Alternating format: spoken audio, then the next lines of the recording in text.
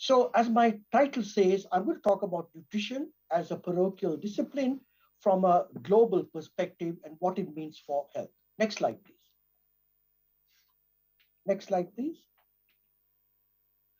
Ladies and gentlemen, we're in the midst of a global health paradox where one half the world is overnourished and the other half is undernourished. So we are at the two broad ends of the bookshelf of overnutrition and undernutrition. Next slide, please. So these numbers have been eloquently shown by Eileen. So we have about 2.1 billion adults overweight and obese. And if we talk through the kaleidoscope of advanced nations, we would focus our emphasis on obesity and diabetes.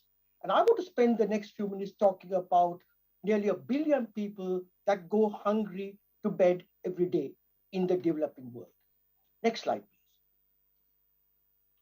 So again, I was advantaged by Eileen talking about the phases of malnutrition. I want to stop to make three important points: that stunting, wasting, and micronutrient deficiencies, hidden hunger, are major pandemics in many parts of the developing world.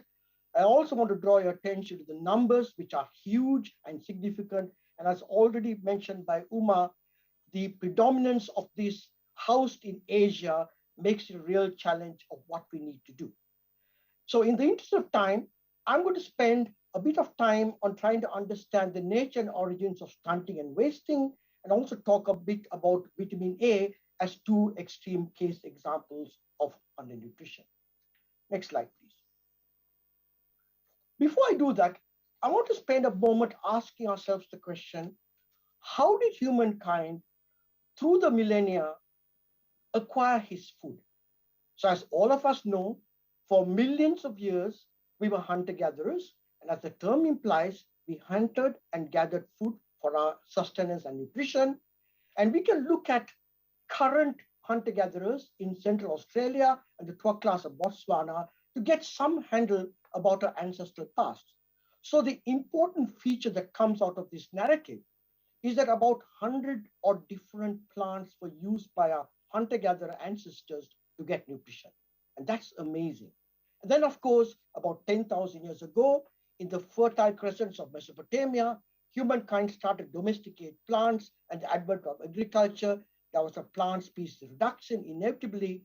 And this third point to make is how incredibly small modern food technologies, and I take about 1800 as a landmark with the provision of Nicolas Appert in 1810, devised the concept which we call appetization, which is the preeminence of what canning is. So three important points. That is the transition from being a hunter-gatherer in the reduction of plant species, and how a blink of an eye of modern food technologies. Next slide, please. And this cartoon shows it even more dramatically. 300,000 known plant species, 100,000 used by mankind, 30,000 edible plants, 7,000 used as food in local, 120 at a national level. 30 plants provide 90% of our calories totally, and 3, ladies and gentlemen, rice, wheat, and maize provide calories for 60% of the population. Next slide, please. If we then add the 3 major tubers, we still come to 6 staples that are really affecting the calorie needs of 80% of the world population. So remember, I mentioned about 100 plant species, and now we're down to 6 and maybe 7 or 8, it doesn't matter. But the key point to really understand is how incredibly small our taxonomy of staples that we use around the world. Next slide, please. So just like the proverbial alchemists of the past, I want to posit that our mothers and our grandmothers and the food technologists are today's modern day alchemists. So they are able to transform the noble grasses into a variety or a cacophony of foods that are incredible. Who could believe that you could take a humble wheat and make 2,000 or different types of food? Who could believe that a noodle and a strudel comes from wheat with incredibly different nutritional paradigm, gustatory paradigm, and organoleptic properties? So I think this is the genius of our technology, how we take a single plant to make a variety of foods, as opposed to what we ate a variety of plant species to get our nutrition in our ancestral hunter-gatherer past. Next slide, please. So now we got a third food revolution. And that has already been mentioned by Remco and also by Eric a moment ago, is meat analogs, egg analogs, and dairy analogs, notably through the kaleidoscope of using plants. And I think the important point to remember is in the next slide. Next slide, please. Which is that this is a very interesting but unusual technology. Remco reminded us that here we are doing something quite ingenious. We deconstruct the food and then we reconstruct it.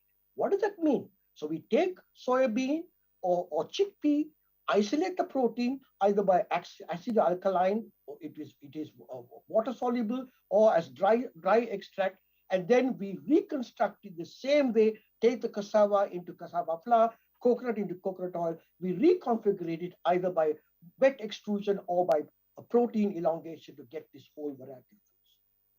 I want to pause to make three important points. The first is from a developing country perspective. As I speak today, there are over 1,500 companies, SMEs, MNCs, and venture capital all around the world working on alternative proteins. Would it be wonderful if we get one or few of these companies looking at developing low cost, high protein foods for people at the base of the pyramid? Because today, most of these foods are at the apex of the pyramid. And I think that's a very interesting proposition.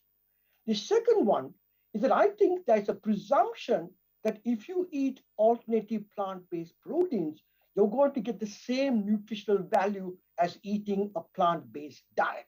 And that is not true at all, because as we have seen a moment ago, the nutritional attributes of these isolates are devoid of micronutrients, devoid of phytochemicals, and most of the compounds that are given the attribute of health benefits of plant-based diets. Next slide, please. So I think there is no doubt in my mind that this rapid decline in plant species since our industrial revolution cannot be sustained.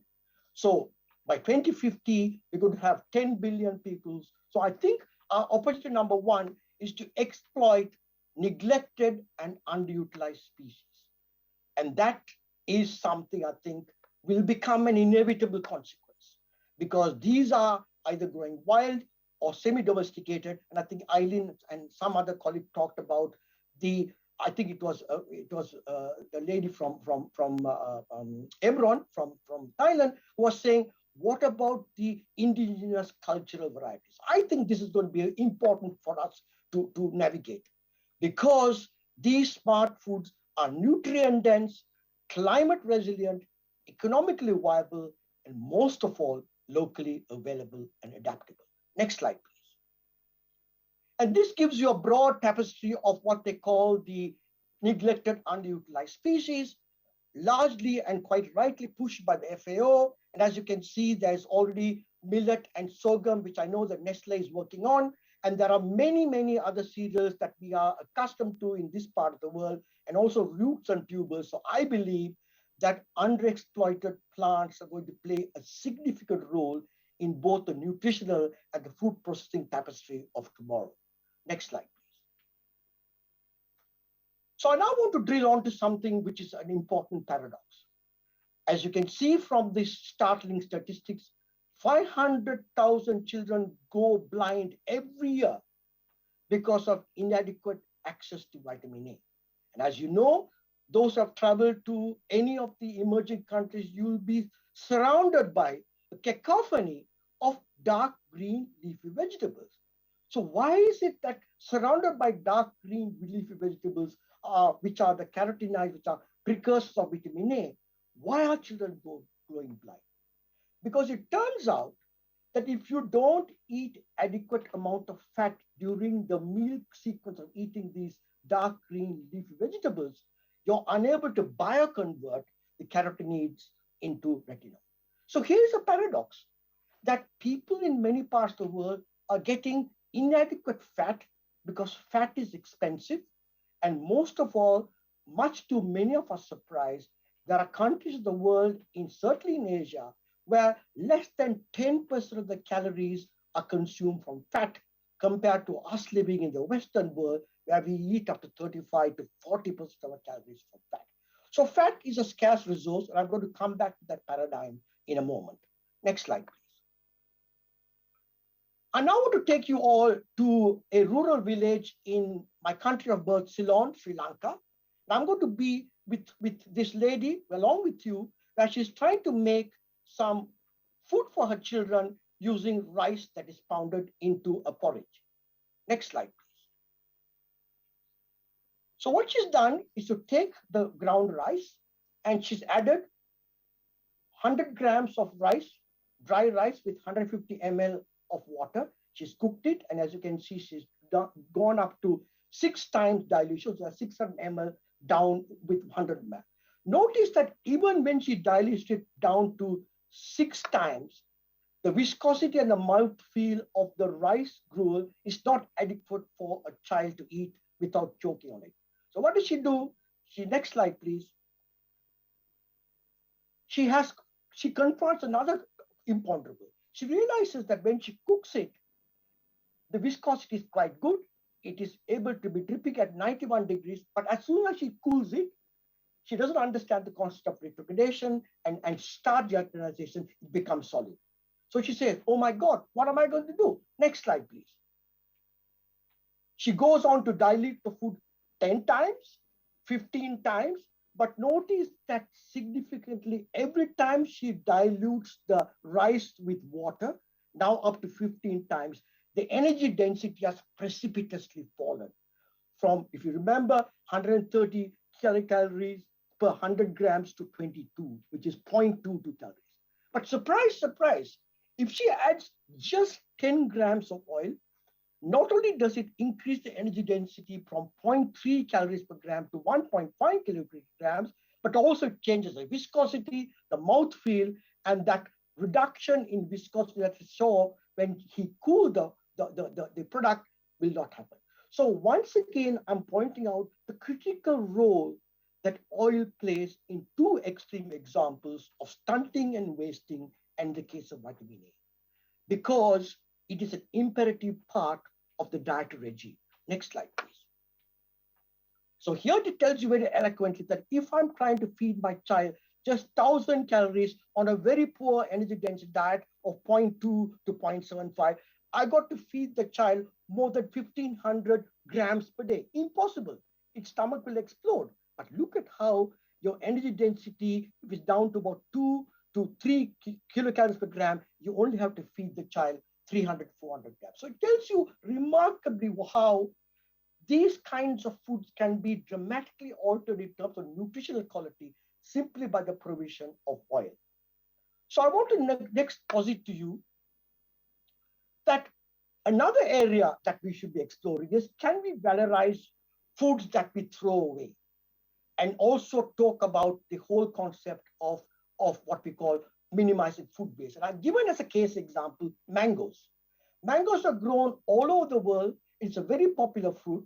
But what is quite remarkable, this is a theoretical calculation, so please mind that. But I want to show you what an elegant idea it would be to look at the mango seed, which is 40% of the fruit, and a mango seed contains 20% oil. So we have theoretically 4.5 million metric tons of oil per year that's been thrown away. And you can look at a whole range of seeds that we have in this part of the world: mangosteen, rambutan, dukus, lychees, so on and so forth. Next slide, please. The interesting feature is to draw your attention to the fatty acid profile. The fatty acid profile of mango seeds is very similar to olive oil, which is oleic acid, and very similar to cocoa fat, stearic acid. So here we have a situation where foods that are disposed of will be an important source of oil, which I've shown to you as an imperative in the developing world in a way that we haven't done thus far. Next slide, please. So ladies and gentlemen, I totally have great empathy and support for planetary health, for circular economy, sustainability, all of this. But let's not also forget the key element of providing human nutrition for people at the bottom or the base of the pyramid. Next slide, please. So here's a well-known global pyramid, but I also want to point out that the late Prahlad made a very prophetic statement. He said, low-income markets present a prodigious opportunity for the world's wealthiest companies and people to seek their fortune and bring prosperity to the aspiring poor. Because, ladies and gentlemen, at the base of the pyramid are opportunities for us not only to wealth create, but also to health create. Next slide, please. So what are my conclusions? I think the greatest global challenges today is how best we can feed the less fortunate. And I've mentioned before, let's not ignore human health at the expense of planetary health. They are not exclusive, they are mutually complementary. Under and overnutrition and notably micronutrient deficiencies remain a major public health problem in the world at large. No question, food technology is going to play a pivotal role in eradicating the scourge. And I also think that we have to look at different forms of adding to the portfolio of staples that we currently use. I think valorization is going to become a nomenclature of the future. And I also think that we need to focus on food losses, which is also brought about by the previous speakers. And I also think that we really need to look at how we can appease the requirements and challenges of 3 billion people at the bottom of the pyramid. Ladies and gentlemen, I stand before an assembly of the most talented and influential and erudite minds in the food and nutrition space. In biblical terms, you are a chosen people. You can touch human lives like no other.